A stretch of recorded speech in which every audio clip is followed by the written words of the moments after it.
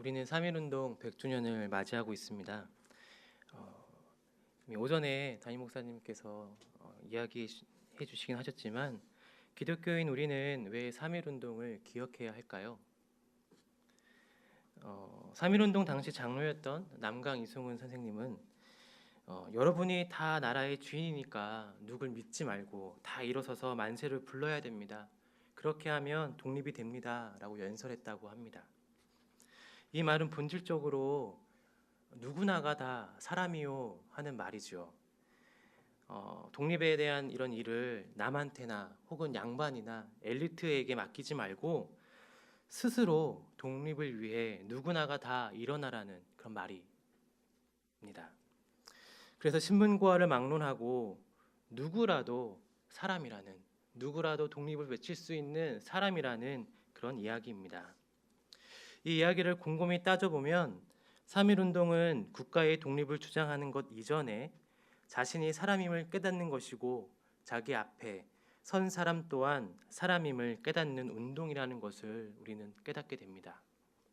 다시 말하면 내 나라, 내 민족이 똘똘 뭉쳐야 한다는 왜곡된 애국주의나 국가주의 혹은 민족주의를 바탕으로 일본이라는 나라에 반대한 것이라기보다는요, 한 나라가 한 나라를 굴복시키는 과정에서 사람을 통제하고 억압하고 폭력을 가하고 불의를 행하고 그래서 사람을 사람으로 발견하지 못하게 한 그런 관행들, 관습에 반대하는 그런 운동이었다라고 할 수 있겠지요.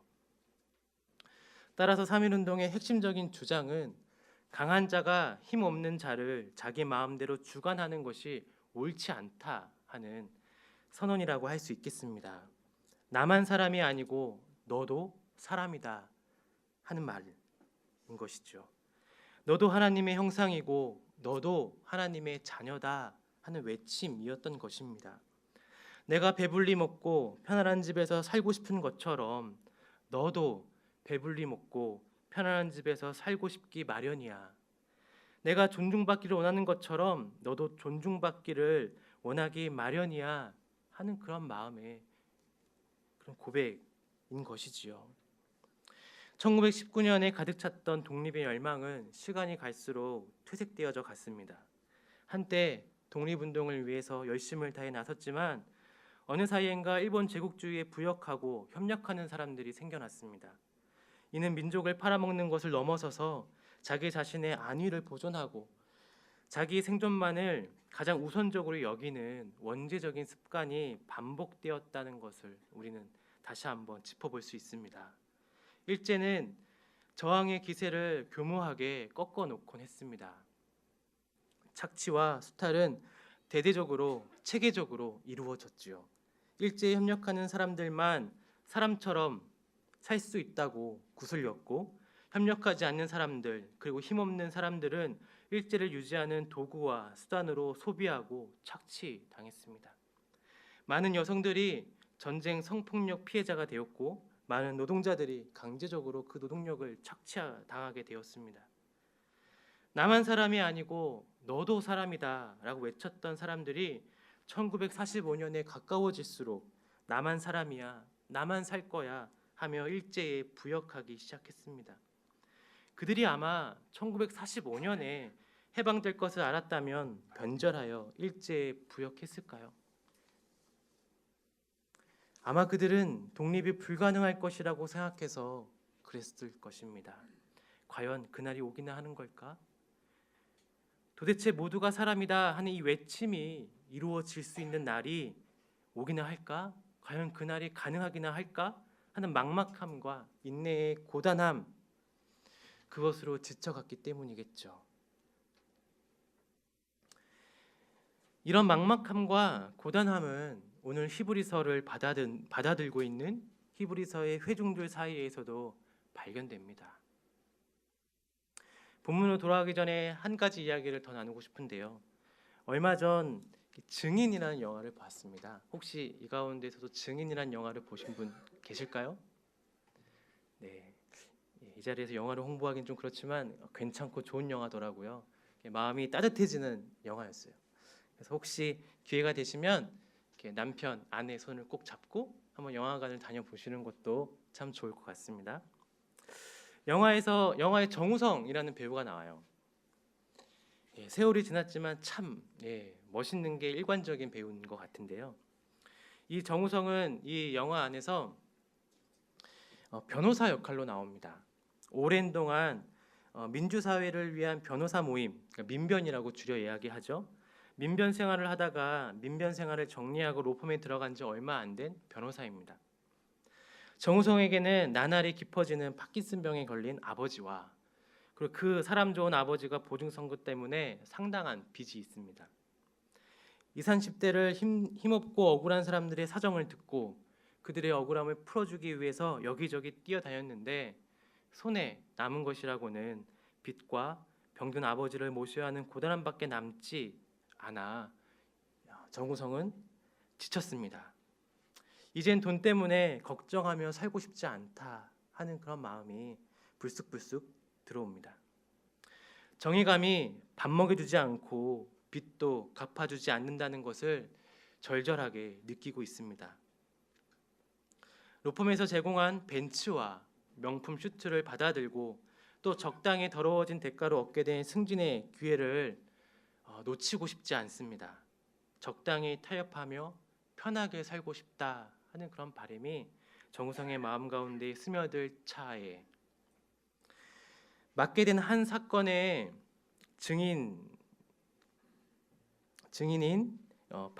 자폐범주성 장애인을 만나고 또 그 친구를 알아가고 또 동료가 되어가면서 어린 시절 꾸었던 꿈, 하지만 지금은 잃어버린 꿈을 다시 되찾게 됩니다. 어린 시절 정우성이라는 이 역할, 정우성이 맡고 있는 이 역할의 이 역은 억울한 사람의 편 되어주는 좋은 사람이 되는 것이 꿈이었습니다. 그래서 그 꿈을 이루기 위해서 변호사가 되었던 것이지요. 이 자폐범주성 장애인인 이 증인은 정우성에게 이렇게 묻습니다. 당신은 좋은 사람입니까? 하고요. 이미 변호사 신분인데요. 열심히 공부해서 변호사라는 직업을 얻었는데요. 당신은 좋은 사람입니까? 라는 질문에 결코 그렇다라고 답할 수 없는 껄끄러움과 불편함을 느끼게 됩니다. 그리고 이 정우성은 다시 좋은 사람이 되고자 자신이 할 수 있는 일을 하게 됩니다. 히브리서의 회중은 처음에 말씀드렸던 일제 강점기의 독립투사들 그리고 그리스도인들을 묘하게 닮아 있습니다. 그리고 방금 말씀드렸던 증인의 정우성 씨가 맡았던 역할의 그 변호사를 많이 묘하게 닮아 있습니다. 그들은 몹시 피곤했습니다. 이렇게 버티는 게 정의롭게 살기 위해 꿈꾸는 것이 무슨 의미가 있을까 회의하고 또 의심에 몸서리가 쳐졌습니다. 마음이 무뎌져 예배를 드릴 때도 별다른 감각이 없고 하나님에 대한 기대도 사라진 지 오래입니다. 말씀을 배우는 일에도 그러했고 그들이 살고 있는 사회에서 더 깨끗하려고 더 정의로우려고 애쓰는 것이 유난스럽게 느껴졌습니다. 그들은 지쳤고 더 이상 좋은 사람이 되고 싶지 않았습니다. 이웃한 사람에게 마음 한켠 나눠주는 것도 이 사람도 사람이라고 외쳐주는 일도 그저 힘겹게만 느껴집니다. 다른 사람들은 적당히 죄짓고 욕심부리고 자기만 생각하며 살아가는데 호의호식하면서 살아가는데 예수님을 따르고 예수님의 정신과 가치를 따르느라 고단하게 손해보며 더 이상 청승 떨며 세상 물정 모르는 양 살아가는 것이 너무나도 지쳐갑니다. 돈이 주는 달콤함에 흠뻑 취하고 싶습니다. 현실을 생각해야지 하는 말을 종종 들으며 현실감 없는 이상주의자 취급을 당하는 것도 이제는 지겹습니다. 기도를 계속해 나가는 일에도 지쳐있고 심지어 예수님을 떠올리고 그분의 뜻을 생각하는 일에도 지쳐만 갑니다. 그때 히브리서 저자는 그런 히브리서 독자들에게 회중들에게 이렇게 이야기합니다. 예수님을 떠올리며 식어진 마음에 불을 지피라 하고 말이죠. 일제강점기에서는 아마도 민족이라는 상징이 독립지사들의 그 마음에 불을 지폈겠죠. 증인이란 영화에서는 증인 역을 맡은 김양기라는 배우가 정우성의 식어진 마음에 불을 지폈던 것처럼 말이에요. 히브리서 저자가 말하는 예수는 우리를 아는 분이십니다. 그분은 우리와 동떨어져 있는 분이 아닙니다. 그분은 신이라서 우리의 고통과 문제와 고난이 마냥 생소할 법도 한데 전혀 그렇지가 않습니다.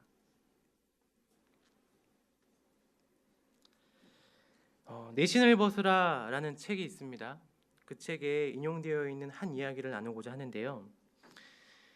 이 세상의 마지막 날에, 심판 날에 모든 인류들이 하나님의 심판대 앞에 모입니다. 하나의 어떤 상상의 가상의 이야기인데요. 그 심판대 앞에 모여 있는 이 무수히 많은 사람들 안에는 인종적 편견으로 차별을 당했던 유색 인종들도 있었고요. 백인들에게 목 졸려서 질질 끌려다니던 그런 흑인들도 있었고요. 애비 없는 자식이라고 손가락질 받던 사생아들도 있었습니다. 그리고 사랑하는 이에게 배신을 당한 사람들, 억울한 재판에서 무력하게 당한 사람들, 평생 주변 사람들에게 이해받지 못해 외롭고 쓸쓸했던 사람들, 이런저런 억울한 사정을 가진 이들이 이 드넓은 평원에 이 마지막 심판의 때에 모여 있었습니다. 그리고 누군가 말하기를 우리는 왜 이토록 억울한 삶을 살아야 했는가? 여기저기서 수근수근 거리는 이야기들이 터져 나옵니다. 만약 하나님이 계시다면 어찌 이렇게 불공평하시단 말인가? 이런 불공평한 분이 우리의 고통을 전혀 알지도 못하고 하늘의 보좌에서 모든 고통으로부터 격리되어 있는 이 분이 어찌 우리를 심판하실 수 있다는 말인가 하는 그런 불평 섞인 목소리도 터져 나옵니다.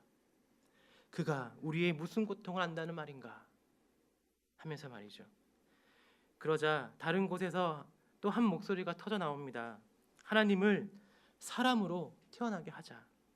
그래서 그가 우리가 당한 고통을 당하게 하자. 우리 고통을 알게 하자. 그가 인종적 차별을 받게 하고 그의 출생을 평생 의심받게 하고 사랑하는 이에게 배반당하게 하자. 어린 시절에 아버지를 잃고 무거운 가장의 책임을 고스란히 짊어지게 하자. 억울한 재판을 당하게 하자. 평생 남들이 이해하지 못할 말을 떠들어 외롭게 하자. 채찍에 맞게 하자. 그 누구보다도 고통스럽게 죽임을 당하게 하자. 여기까지 외치자 갑작스럽게 침묵이 그 자리를 사로잡았습니다. 그리고 탄식이 터져 나왔습니다. 아, 예수님이 이미 그렇게 태어나셨구나. 예수님은 우리의 고통을 아시는 분이십니다. 우리가 얼마나 고민하는지, 얼마나 속상해하는지, 얼마나 슬퍼하는지, 얼마나 두려워하는지, 얼마나 불안해하는지, 내가 과연 이 삶을 살아낼 수 있을까? 자신 없는 그 마음을 아십니다. 그런데 우리와 다른 것이 한 가지 있는데요. 15절에 있는 말씀입니다. 이분은 우리의 연약함을 동정하지 못하시리가 아닙니다. 모든 일에 우리와 똑같이 시험을 받으시니입니다. 그러나 죄는 없으신 분이십니다.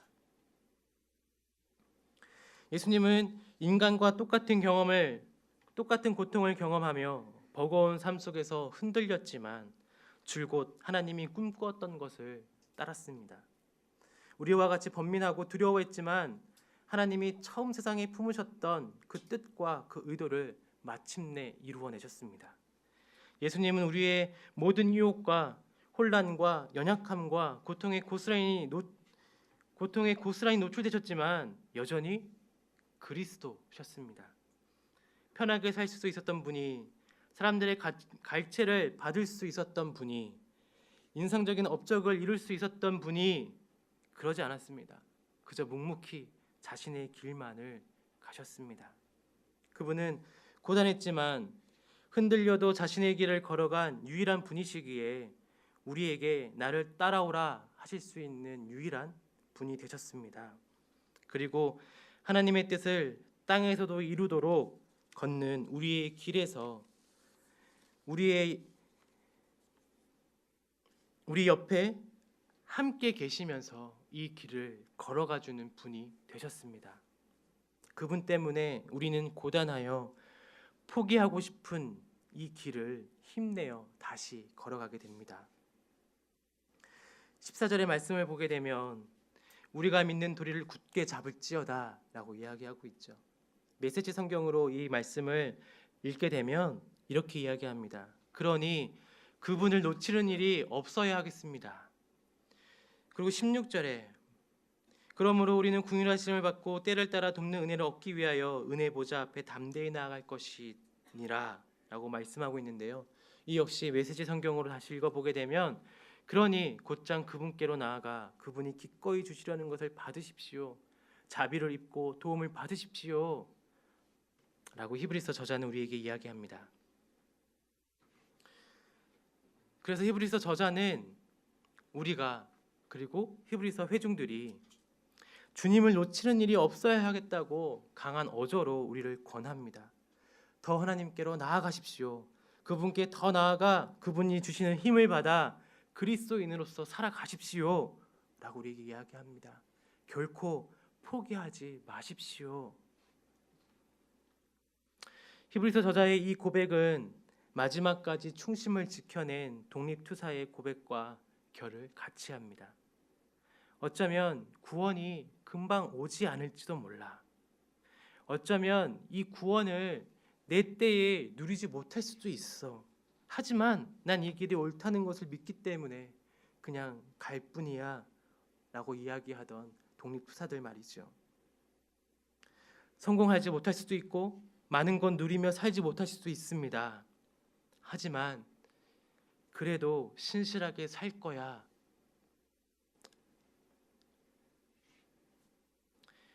히브리서 저자는 그렇게 우리에게 이야기합니다. 하나님의 뜻이 이 땅에 이루어지기를 기다리는 삶은 참으로 고단하고 지루하고 지치는 일입니다. 우리의 시도와 우리의 노력은 또 이해받지 못하기 일수일 것입니다. 그러나 우린 이 길이 옳다는 것을 믿기 때문에 그냥 갈 뿐이지요. 하나님께 나아가는 히브리서 회중들이 그럼에도 신실하게 버틸 거야, 예수님을 붙잡을 거야 하고 읊조리곤 했던 것처럼 우리도 나지막하게 신실하게 버틸 거야 할 뿐입니다. 무수한 억울한 일을 만나고 마음이 무너지는 일을 수없이 겪을 것입니다.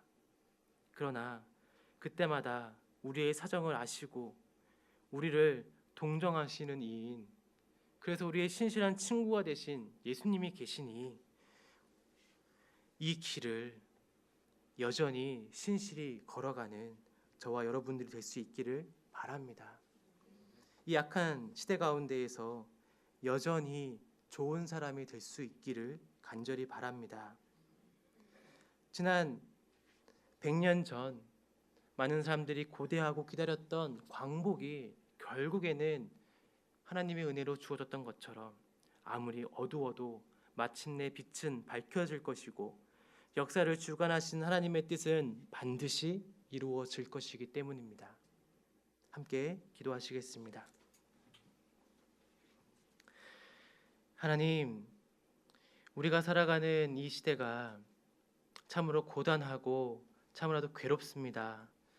하나님의 뜻을 바라며 하나님의 뜻이 이루어지기를 소망하며 예수 그리스도께서 가셨던 그 길을 걸어가는 것이 참으로도 고통스럽습니다. 그러나 주님, 우리의 고민과 번민과 아픔을 아시는 주님이 날마다 우리와 함께 하시니 우리가 이 길을 신실하게 걸어나갈 수 있도록 도와주시옵소서. 우리가 참으로 좋은 사람이 될 수 있도록 우리의 이웃을 보살피고 이웃과 함께 살아가며 바로 이 사람이 사람이다 하고 외칠 수 있는 그런 좋은 사람이 될 수 있도록 도와주시옵소서. 감사드리며 예수님의 이름으로 기도드립니다. 아멘.